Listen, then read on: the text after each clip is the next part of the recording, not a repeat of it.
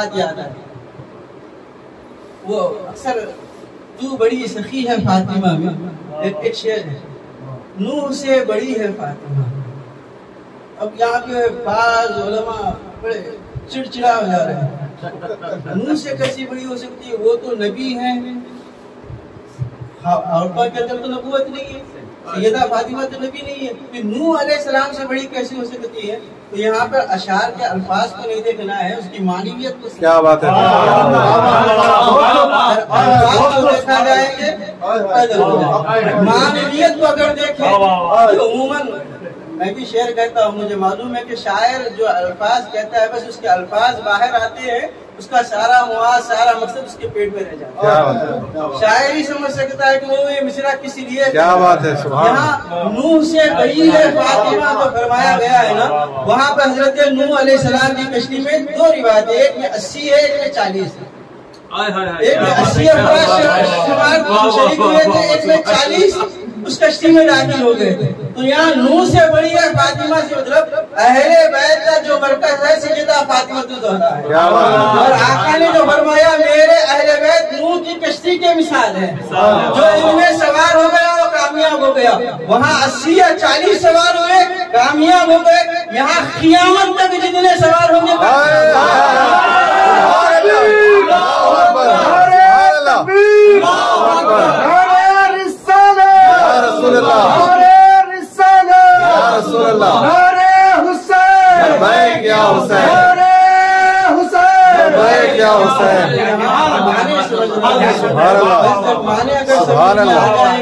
तो हर शेर का मफहूम सामने आ जाएगा। अगर माने नहीं समझ में आएंगे, अगर माने जहन में नहीं आए तो इंसान उसका इनकार कर देगा। इंसान कोई भी अक्ल वाला हो, कोई भी इल्म वाला हो, अगर उसको समझ जाए, उसके मफहूम को समझ जाए, यकीन जाने कामयाब होगा।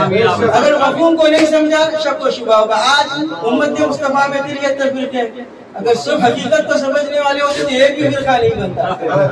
अपनी अपनी सोच के साथ जिस तरह वो समझने वाले हो गए वो उस तरह गुमराह हो गए। तो यहाँ पर नूह से बड़े अदब के साथ मैं उलमा से नहीं करता, बड़े अदब के साथ यहाँ पर मुकाबला नहीं, तकाबुल नहीं करना। वो नबी है हकीकत, नूह अलैहिस्सलाम बहुत बड़े नबी है, जलीलुल क़द्र नबी है। सैयदा फातिमा नबी नहीं है, नबूवत और तो में नबूवत नहीं है, लेकिन आका ने जो अहले बैत को कश्ती की मिसाल दी नूह अलैहिस्सलाम की, तो इसके जो मेन है, जो अहम मरकज है, जो जात मरकज वो महवर है, वो सैयदा फातिमा है। सैयदा फातिमा से ही इमाम हसन अहले बैत बजरे बाग में चमके, इमाम हुसैन चमके, मौला कायनात चमके। सैयदा फातिमा ना होती तो ये तीन जात नहीं आती। तीन जातों का मरकज सैयदा फातिमा है। तो यहाँ सैयदा फातिमा की जात सबसे है, और खुदा की इज्जत की कसम है सैयदा फातिमा की आग तो है ही है कश्ती में, जो उनसे मोहब्बत करता है वो भी कश्ती में हजारों सादात है। एक मिसाल देता हूँ, एक मिसाल देता हूँ, आज भी सैयदों की एक मिसाल देता हूँ। अगर किसी मुकाम पर सांप और बिच्छू आ जाए, कोई सैयद वाकई सैयद सादात होता है जिनके जिसम में नबी का पूरी मुबारका है। अगर वो सांप बिच्छू को हाथ में पकड़ लेगा तो ना बिच्छू डंक मारेगा ना सांप। क्या बात, नहीं काटेगा कभी, बिच्छू काटेगा ही। कितना भी भयंकर खतरनाक बिच्छू क्यों ना हो, कैसा भी सांप क्यों ना हो, सैयद अगर उसे पकड़ ले, अगर सैयद उसे हाथ में उठा ले तो वो नहीं काटता। क्यों? क्योंकि वो जानवर उसके जिस्म में मुस्तफा की खुशबू को महसूस करता है। जो खून होता है सादात में मुस्तफा की खुशबू को देता है। तो ये जानवर जो हशरातुल अर्ज़ है, सांप बिच्छू है, ये चीजें सादात को नहीं काटते, कभी सैयदों को ये तकलीफ नहीं पहुंचाते। ये सादात के पास भी आते हैं तो सादात अगर उन्हें देख भी ले, उनके करीब भी आ जाए तो छू भी ले तो कुछ असर नहीं होता।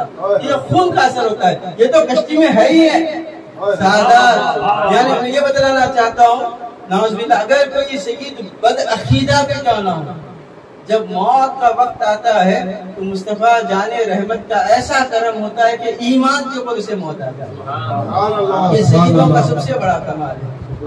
सैयद के अलावा जितने गैर हैं, सारी जिंदगी मेहनत करना है, सारी जिंदगी इस वास्ते बतलाया गया सारी जिंदगी मेहनत करने से बेहतर है ऐसे दरके हो जाओ जो आसानी से कामयाब हो। आज सईदना इमाम हुसैन की जाते मुकद्दसा है, इनके हो जाओ आसानी से कामयाबी है। क्योंकि बतलाया गया जो इनसे मोहब्बत करता है मैं उससे मोहब्बत करता हूँ, फरमा दिया। तो इनकी मोहब्बत ऐने ईमान है, इनकी उल्फत में रहना। और जहाँ कहीं ऐसे मसले आ जाए, अशार होते हैं या फिर कोई ऐसे अल्फाज जुमले होते हैं, बाज़ औक़ात इंसान समझ नहीं पाता, फौरी शक व शुबह में आ जाता है और इनकार कर बैठता है।